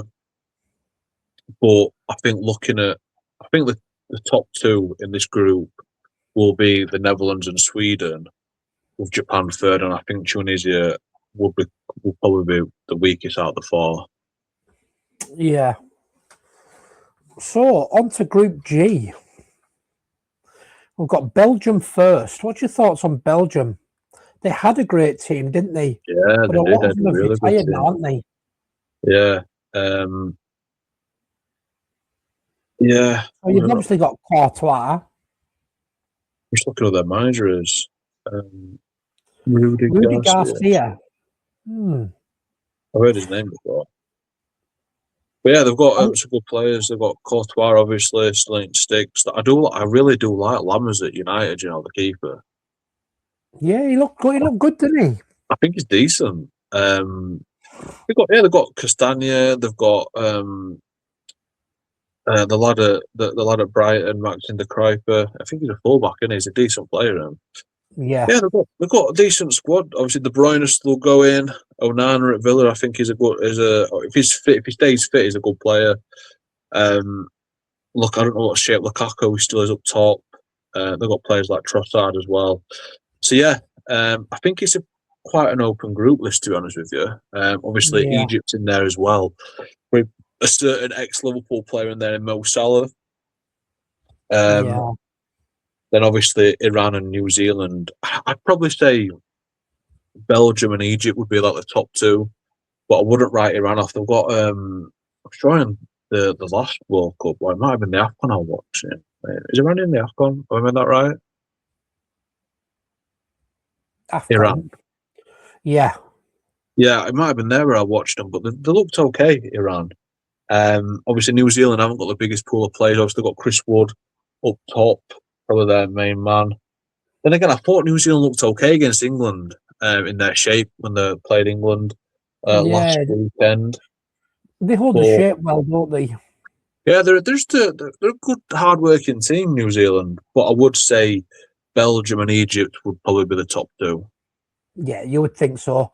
There is one lad that is worth looking out for at New Zealand called Callum McCowart. He seems to be a really good player. He's a winger. Plays in the Danish league. Oh yeah. He's a player to look out for in this group. And then for me, player of this group, you've got to say Salah, haven't you? Yeah. And then you've got Marmoush as well. Good player. Is a decent player. And then, like you say, if Lukaku's mobile, he's another one to look out for. I like Tielemans. Jeremy Doku as well. Jeremy Doku. Yeah, he's obviously a decent player. Thought he had a good end to the season with City as well. He scored that cracking goal at Everton, didn't he? You've got Trossard as well. He's another good player. Yeah. But I do like Tielemans. I think he's a really good player. I'm gutted when he went to Villa because we were heavily linked with him, weren't we? Yeah, we were. But he stepped up at Villa, hasn't he? We think he scored in Europa League final for them. He even scored in FA Cup final for Leicester a few years ago. So yeah, he's a good player, Tielemans. I do like as well the lad at Atalanta. I can never say his name. The striker for Belgium. I can't say his name though. Charles de. I don't know how you say it. Sorry, mate. I'm looking at Group H. Who was it? The forward for Belgium plays for Atalanta. I can never say his name though. Where we are. All right, yeah. Yeah, he is a good player, him. I like the lad for AC Milan as well. I wouldn't even attempt his name. Let's just call him Alexis. Oh, yeah. He's a really good player. But yeah, I think the kind of three from this group player-wise, I'd probably go for Doku, Salah and Mamouche, in my opinion. Yeah, I agree. Potentially a bit of Chris Wood for New Zealand as well. Yeah, and then another player to look out for is the lad I mentioned for New Zealand, McCowart. Yeah. Right, on to Group H. This, for me, I think it's a no-brainer, this one. Yeah, so Spain, Uruguay. Spain, one of the favourites for us both. Yeah. Fantastic squad. Don't really need to talk too much about the best player in their team, I don't think. For me, it's Yilmaz all day long. Yeah. You've got Ferran Torres. You've got a really strong squad, Nico Williams. But for me, Yamal stays fit. He's up there with player of the tournament for me. Yeah, but even from back to front, you think they've got Simon from Bilbao in there. Obviously, David Raya as well. Another keeper. They've still got Laporte, who's back at Athletic Bilbao. Cucurella, Llorente, Atletico Madrid. Erin Garcia at Barcelona. Pedro Porro as well at Tottenham. Grimaldo. They've got some really good defenders. Then even in midfield, Rodri stays fit as well. I think he's a big one for Spain. Yeah, brilliant player. I do like Fabian Ruiz as well at PSG. Yeah. Mikel Merino will be interesting because he's missed a lot of football for Arsenal this season, Mikel Merino. But then they've got the Barcelona double act between Pedri and Gavi. Then you've got Zubimendi. Like, realistically, they've got Rodri, Fabian Ruiz, Mikel Merino, Pedri, Gavi and Martin Zubimendi. I feel like I'm going to be sat on bench, you know what I mean? It's madness, and it's the same with your forwards, though.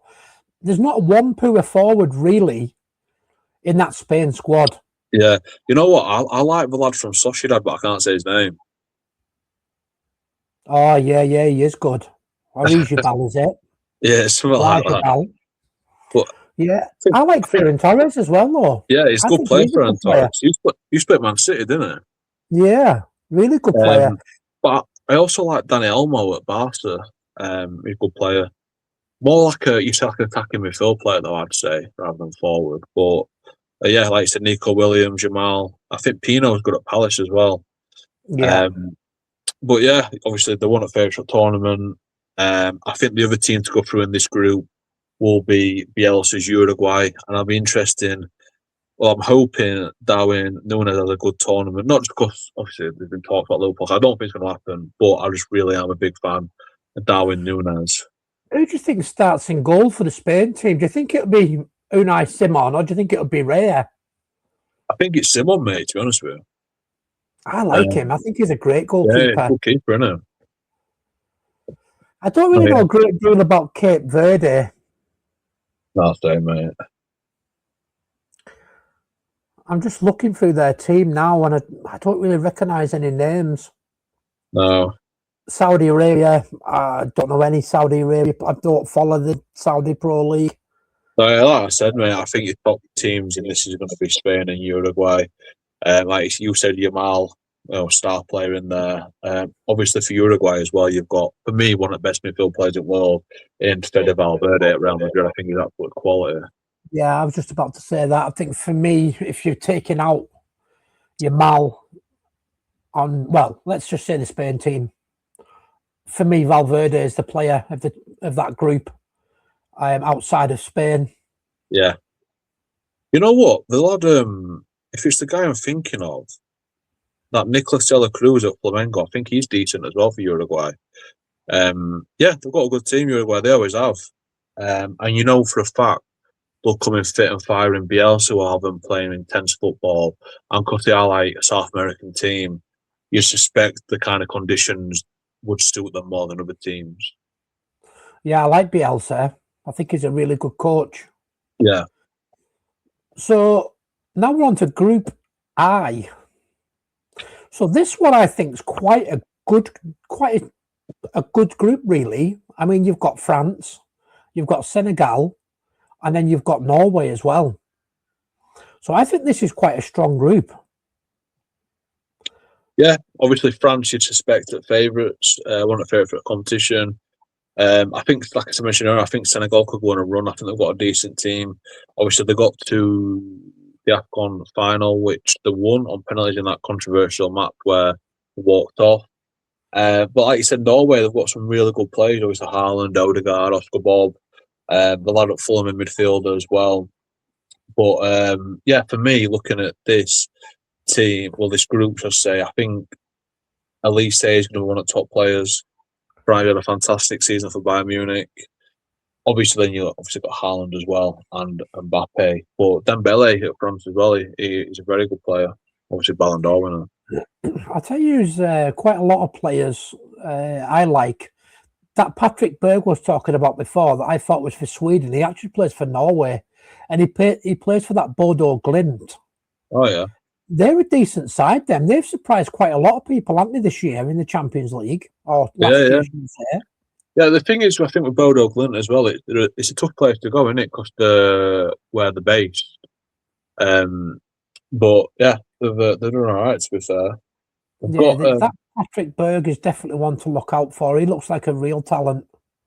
Senegal as well. They've got Ndai at Everton. He's left Sheffield United. I think he's a good player.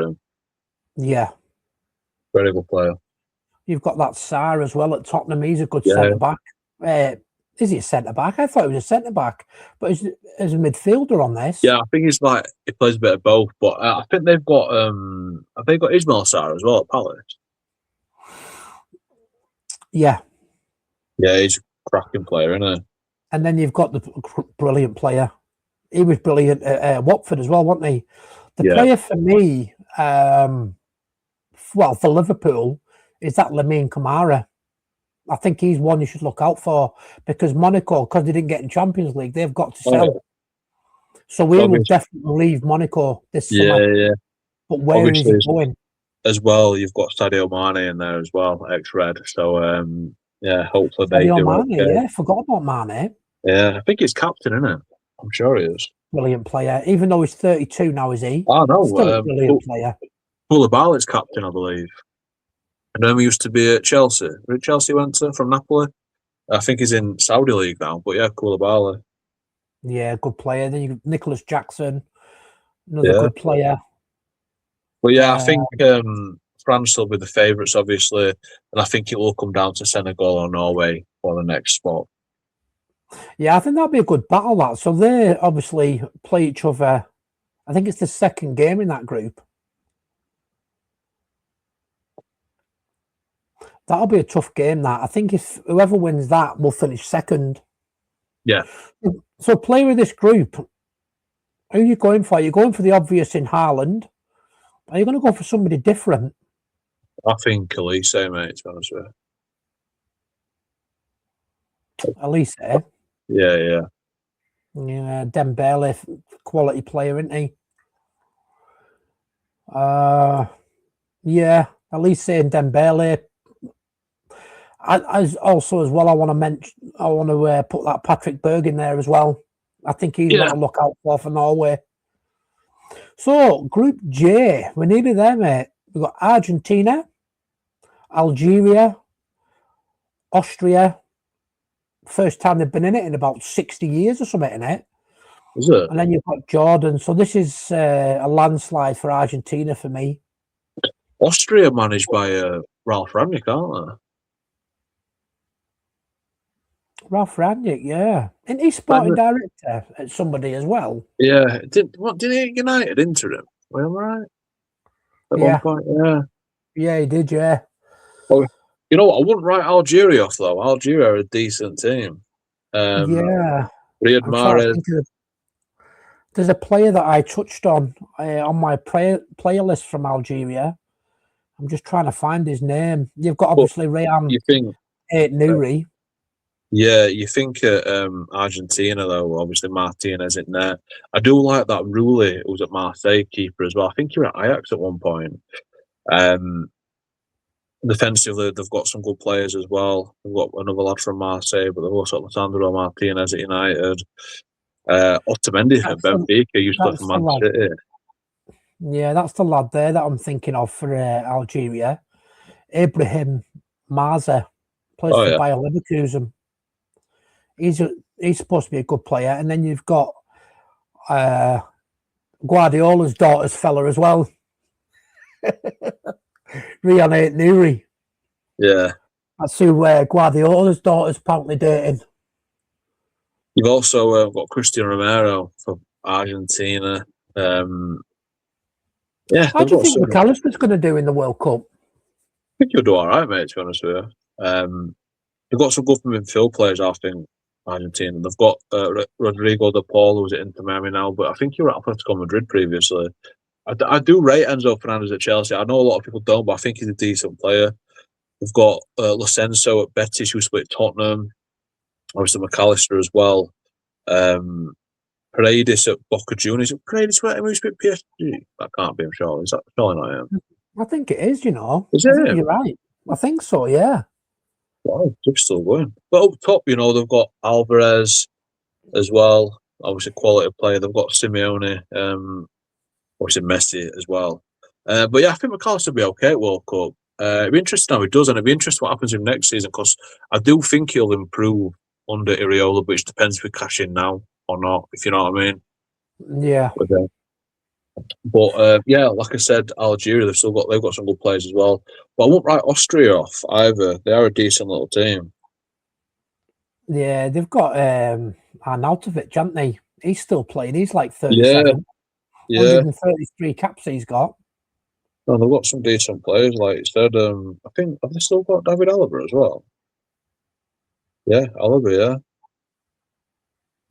Kevin Dancer at Tottenham as well. You know, they've got some decent players. It's just Chelsea as well. Chukwuemeka, whatever you call him. Yeah. He's at Dortmund now. He's a good player. You'd suspect. I think it's going to be Argentina and Algeria. I would go for. Yeah, I can't argue against that. I do like Mahrez. So I'd be interested in what he's got left in tank. Mahrez. Obviously, I think he plays in Saudi League now, doesn't he, Riyad Mahrez? Yeah. Obviously, I think everyone will be watching, obviously, for Messi as well. Yeah, for me, though, I mentioned it before, Nico Paz, for me, is one to look out for in this group. I think he's a really good player. He's only 21. I think he's the next big thing for Argentina. Yeah. And then, yeah, Argentina and Algeria. I can't argue against that. Right, so Group K. So you've got Portugal, Congo, Uzbekistan, and Colombia.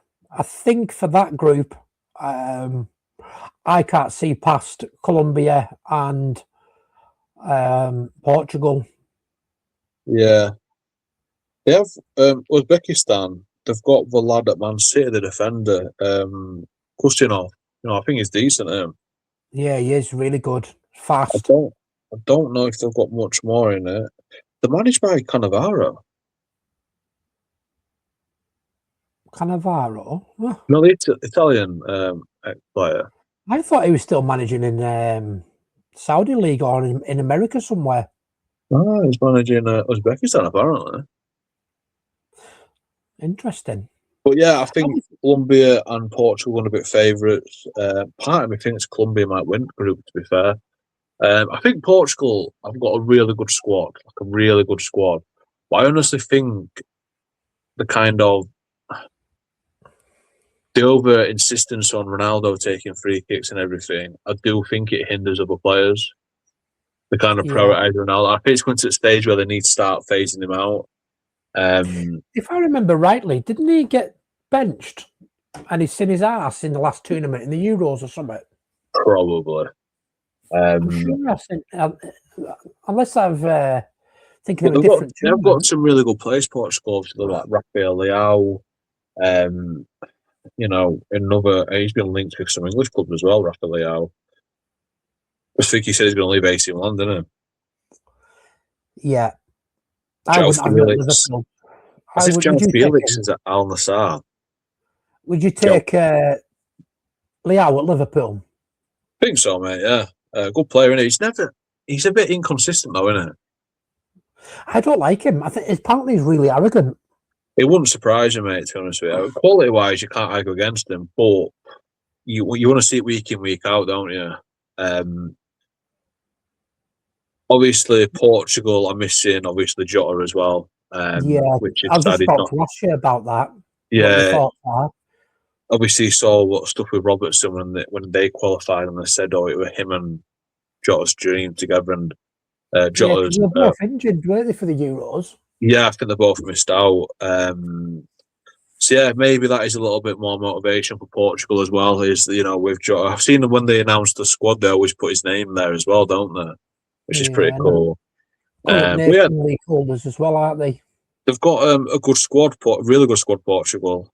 But yeah, part of me thinks though Colombia could win the group. Obviously, I think Diaz is playing in form of his life potentially. But also, you think of the conditions as well; it may suit them more. Yeah, I think they've got that Luis Suarez as well, haven't they? He's a good player. Yeah. He plays for Sporting. Kopites Suarez. Yeah. He's a good player, though, isn't he? He's decent. He is a good player. He's really a good player. I'm just trying to see if there's anybody. Try to think if I've covered anybody on my players to watch list from these, but I don't think there is. But yeah, Portugal group winners for me. I think Colombia, they've got Jefferson Lerma who's at Palace. Oh, they've got some decent players. Diaz, Suarez up top as well. Rodriguez, he's still playing. He's in America now.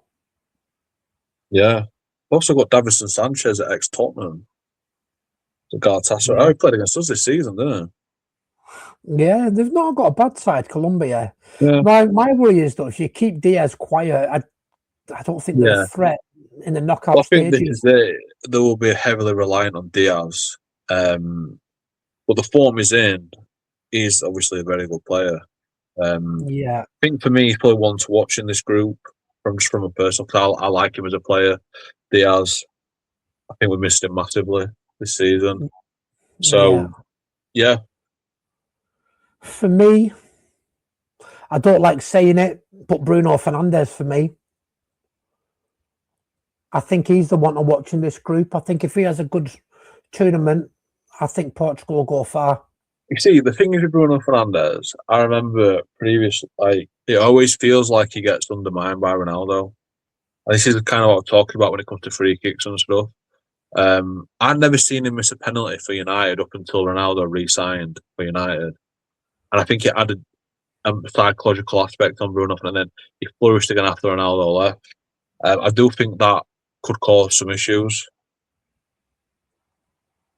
Yeah, I agree. I agree with what you say. He shouldn't be getting everything he wants. He's like a spoiled kid, isn't he, Ronaldo? There's going to come a point in Portugal where they have to look to the future.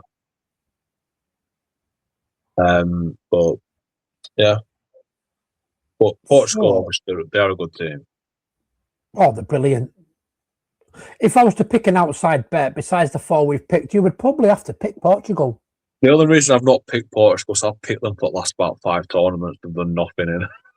And they've always, on paper, look really good, but they underachieve. Yeah, 100%. But like we said, are they going to do it for Jota? They got to the final, didn't they, against France once in Euro? Yeah, well, they're current Nation League holders as well, aren't they? Did they beat France in Euros? Yeah, I think they did a few years ago. Yeah, I think they did. Extra time. That's when Ronaldo went off injured and he went on sideline getting it all. You do that, you do that. All that stuff. We're on to the group you're looking forward to talking about, Group L, the last group, which is England, Croatia, Ghana, and Panama. So, I know you were talking about it off camera, so I'll let you talk about it now. The England squad, what do you think? Obviously, he's left some big names out, hasn't he? To be fair to Tuchel. Massive names. Cole Palmer, Foden. For me, the big one's Gibbs White. I can't believe he's not gone. I think, he's level. He finished level this season as joint top English goal scorer in Premier League, and he's not even a striker. No. He finished level with Ollie Watkins.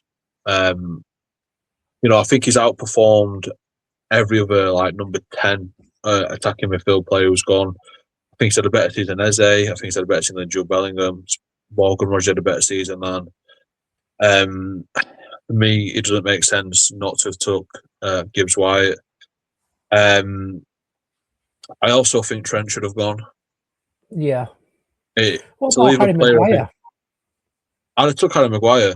I didn't like how his family reacted to it. I thought it was a bit classless, all the statements on Twitter and everything. But for me, I'd have took Harry Maguire over Dan Burn. I'd have took Trent over Jed Spence or Livramento. I think Livramento is good, but the problem you've got is you're taking, obviously, Reece James, who's suspect of an injury. Kwanzaa's had a good season, but he's not really right back. Then you've got Jed Spence and Livramento, which look at his squad. He's not took a left. He's not took a left back, apart from O'Reilly, who's actually a midfield player. Yeah, I was just thinking that. Yeah, I'm just looking then. For me, I think Spence can play a left back, can't he? I think Livramento can play a left back. Well, you want a left footer there, though, don't you? For the quickness of the ball, you don't want to keep turning in. For me, not taking Luis Hall is criminal. Yeah. For me, Luis Hall is one of the best left backs in Europe. Brilliant. What's your thoughts on Kwanzaa? He's had a good season, didn't he? I think it's quality, absolute quality. I think we're still selling him. I think we should loan him out instead of selling him personally. Yeah, it's going to cost us nearly double to bring him back, isn't it? Yeah, it's ridiculous, mate. But he's gone and he's flourished over there, and now he's going to walk up. So fair play to him. Are you surprised that Henderson's gone? Not really. I think he had a good season at Brentford. I think as well, he's not obviously he had a very good season at Brentford. You've seen some balls and deliveries he puts in. His quality on the ball is massively underrated. But I think he's going as well from a leadership point of view, experience point of view. You think he's captained the team to win every single trophy. Yeah. You know what I mean? So it's silly not taking him. For me, the name I wouldn't took. I don't think John Stones is fit, so I wouldn't have took him. No. Would you take John Stones at Liverpool with him being a free agent? Nope. No. No. No. Just a random question, because I know that we've just lost Canate, so I thought, with you mentioning Stones, he's a free agent, isn't he, this summer? Yeah. I personally, I'd rather sign Lacroix from Palace, 40 million quid get him in. Yeah, good player, really good player.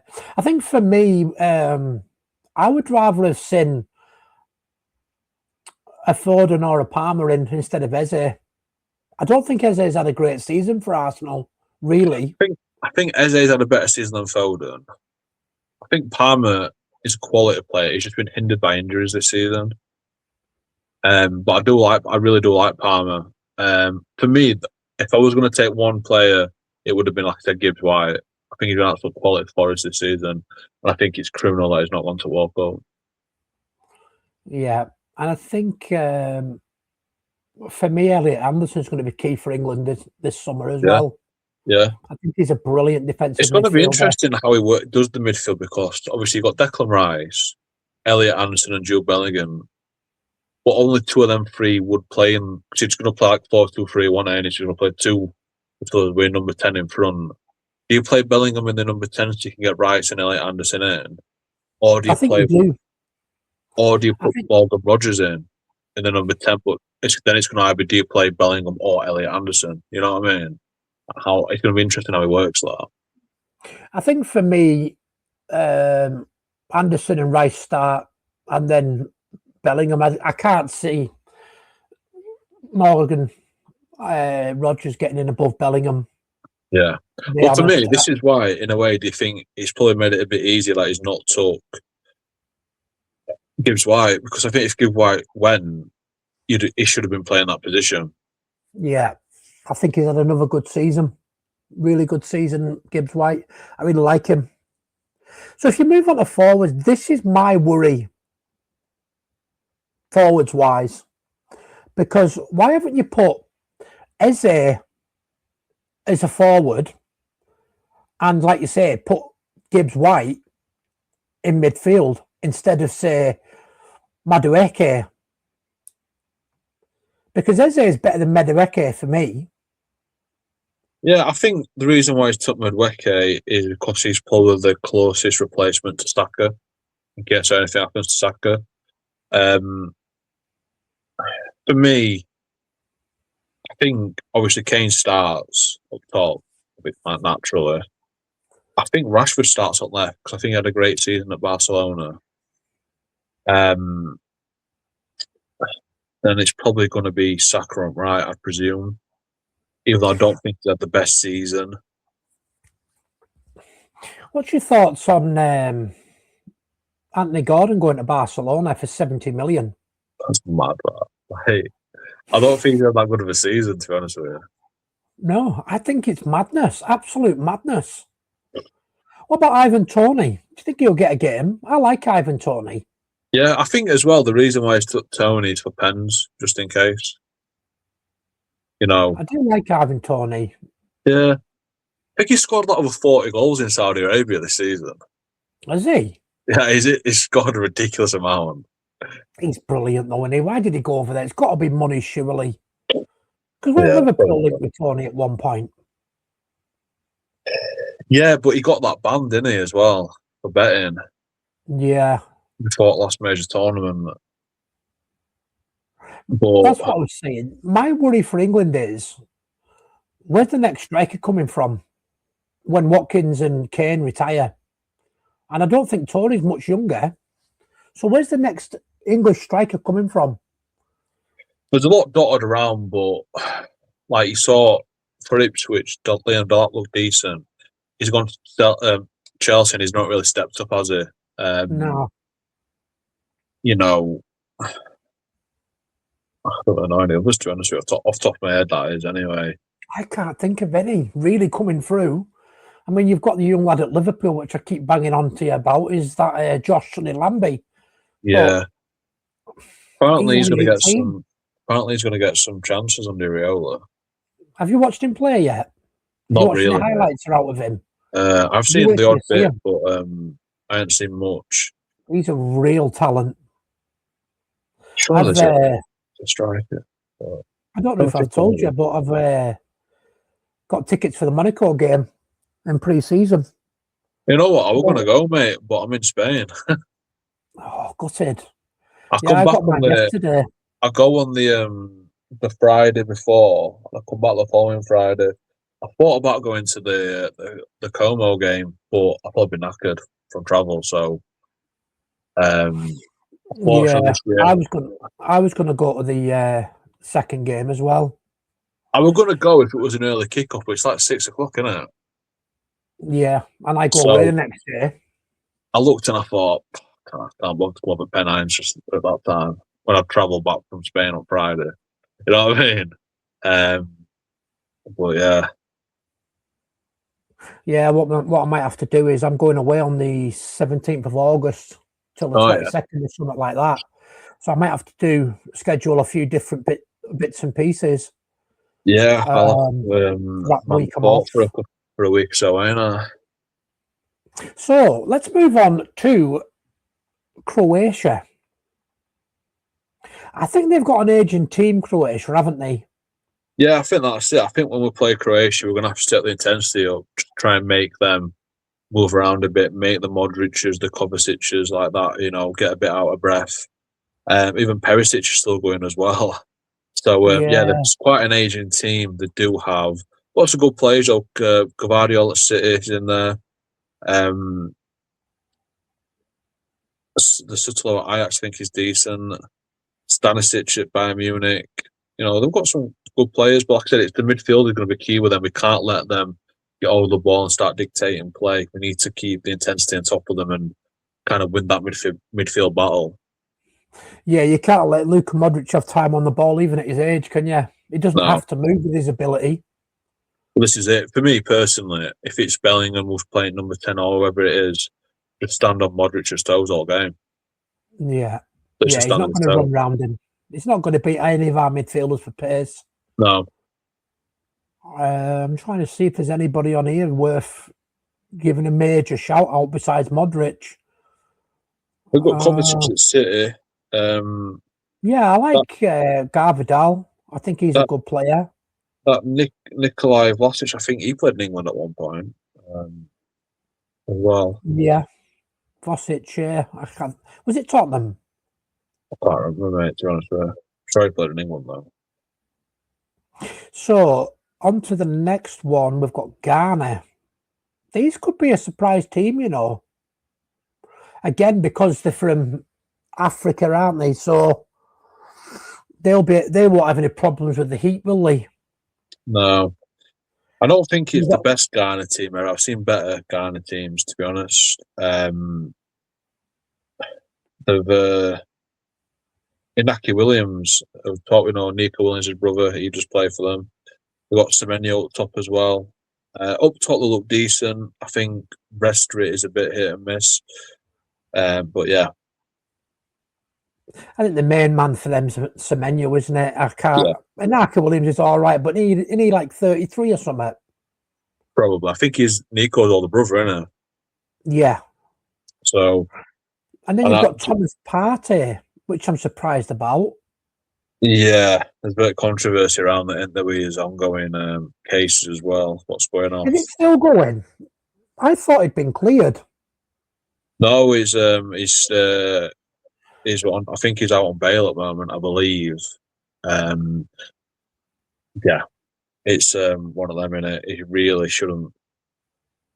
It's a difficult one because obviously it's innocent until proven guilty, but on the other hand, he's going to the World Cup when he's under serious suspicion of some serious charges. So, yeah, exactly.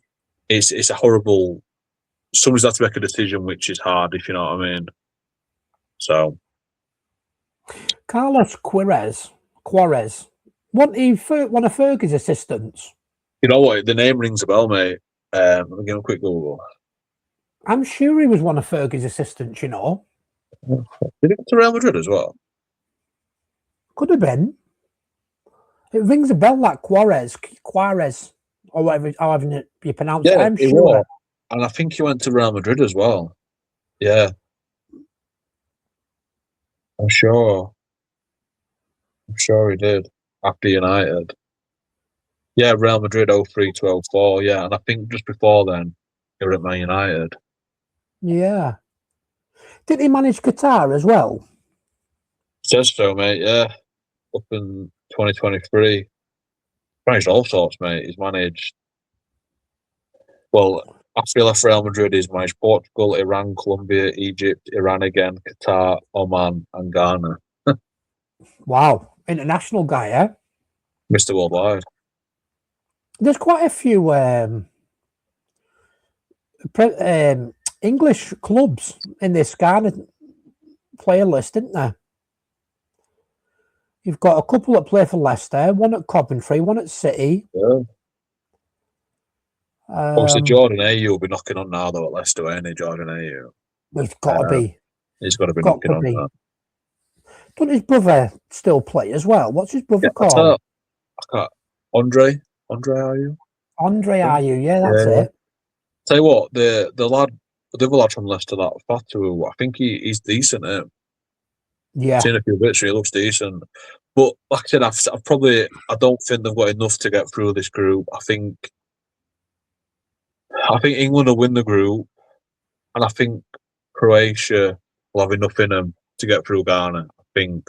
But Ghana do have some decent firepower up top with Semenyo. So it'll be tight, but I think it will be England and Croatia. We'll touch very briefly on Panama, but I'm just looking now. There's not a great deal for anybody to worry about in our group, really. Did we play Panama in a previous World Cup? I think they were, weren't they? Yeah, we put on quite a few past them, didn't we? Yeah. Harry Kane's got that, I believe. Yeah, I think they're whooping boys. Yeah. So, a player to watch in this group, for me, Semenyo, possibly. Yeah, Semenyo at Ghana. I think the lad who were at Leicester, that Fatwith, it's what I think it is. He's a decent player.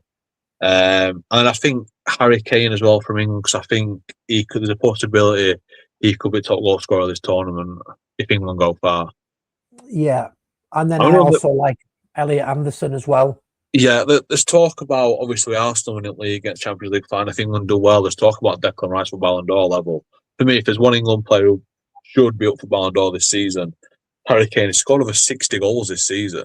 It's unbelievable. Unbelievable. You know, he scored a hat-trick in the German Cup final, and there were some absolute worldies as well. He's an absolute quality player. He's gone to another level this last year or so. Yeah, but do you think that's because he's playing in an easier league? Or do you think he really has upped his game? It's hard because, yeah, he is playing in an easier league, but he's playing for a team what demands high standards. You know, and he's replacing players like Lewandowski. You know, it's a big shirt to fill at the end of the day, and he's gone in there and he's took to like a duck to water. Yeah, talking about Lewandowski, he's a free agent this summer, isn't he? Yeah. That'll be interesting. I wonder where he goes. I wouldn't take him at Liverpool. There's rumours about Liverpool on X, isn't there? I can't see that. I can't see it, mate. 38-year-old, no chance. Although he is a Liverpool fan. Yeah, but it's just at what wage they demand money. Yeah. You know what I mean? I think he'll end up at States or something like that, personally. Or Saudi. Yeah, either or, mate. So, what was I going to say? There's something else I was going to say about the England squad. Oh, Harry Kane, that was it. Yeah, and what you've got to remember as well, he's got two of the best wingers in the world that's been assisting him. I mean, at least he's had the season of his life. Diaz has probably had the season of his life. Both been fantastic. Obviously, he's got Musiala behind him as well, with the creativity. And like Kimmich and that in midfield as well. So, yeah, they're a good team, Bayern Munich. I think if they got to the final, if they got through PSG and semis at Champions League, they would have probably beat Arsenal in final. I think they were the two best teams in Europe, Bayern Munich and PSG this season. It's unfortunate they met in the semi-finals and not the final. What a two leg! Well, the first leg was brilliant. Yeah, they're really good one. Brilliant, loved it. Talking about Bayern Munich, I don't know if you want to touch on this, but what's your thoughts on them looking at Rio YNWA? And apparently, you'd agreed personal terms with him. I think it's just paper talk, mate, to be honest with you. I can't see that.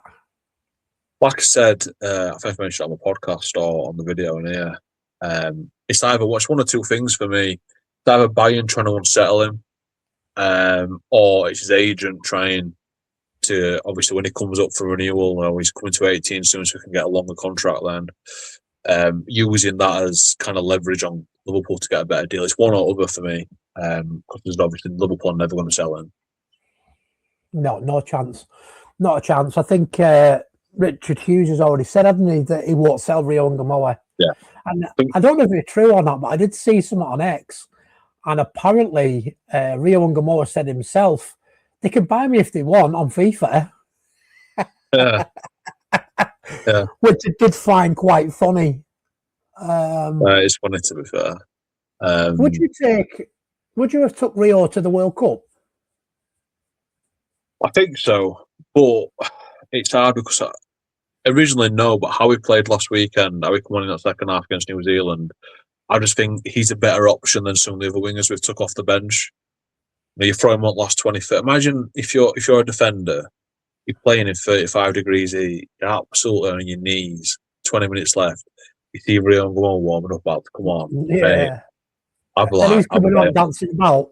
I'll have a day off, mate. I'll be like, sub, get me off this pitch. Yeah, definitely. You know what I mean? But yeah, he played really well, to be fair, over the day.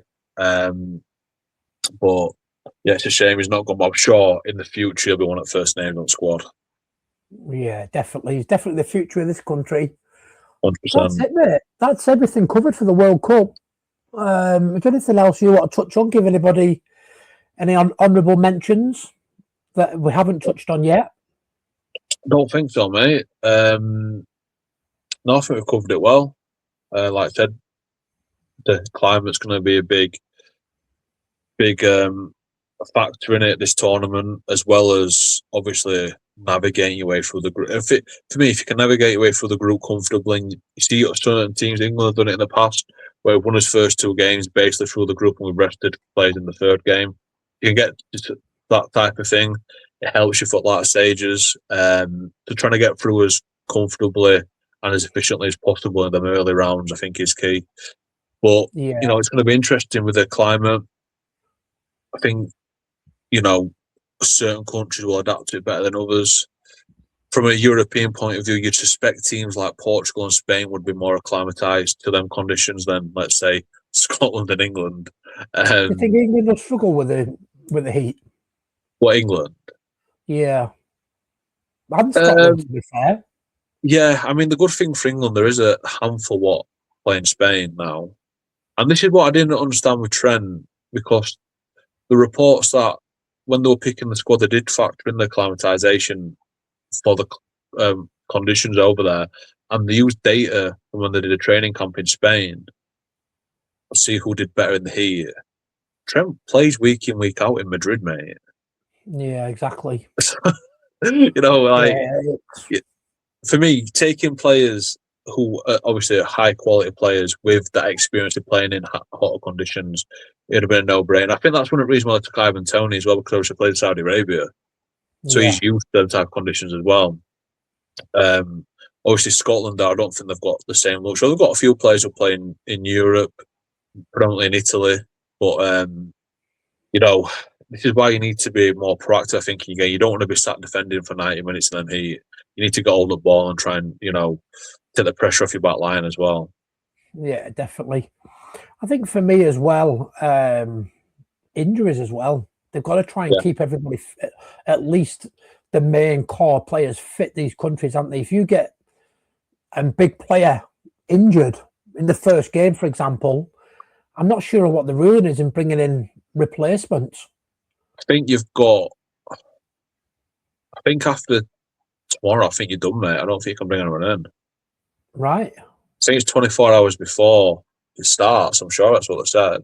But from England, though, they've took 3 players who aren't in the squad, haven't they? They've took YNWA at Arsenal, obviously Rio at Liverpool, and Alex Scott at Bournemouth.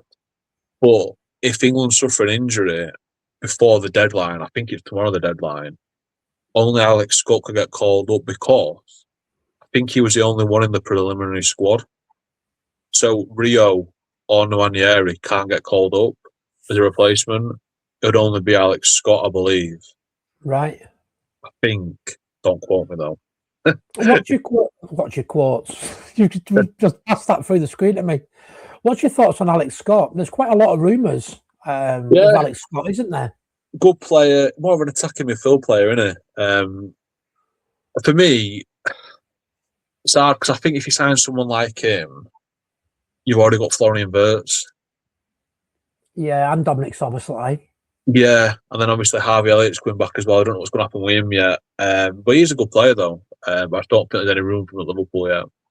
Do you think Harvey Elliott stays? I'd like him to stay. I like Harvey Elliott. I think it'd make sense with how Iriola plays if you could convince him, mate, you're going to play second fiddle to Wirtz, but there's going to be plenty of opportunities for you. You think we could play for 60 games next season. So if you say, right, you're up there with Wirtz for number 10, where if you look back in midfield, the 2 kind of central midfield players, it's 1 of 4, you think, Szoboszlai, Maka, Gravenberch and Jones. and you kind of separate it that way, then yeah, I'd be all up for it. Yeah, I think next season, if McAllister goes, I think it'll be Gravenberg and Soberslide that play centre mid next season.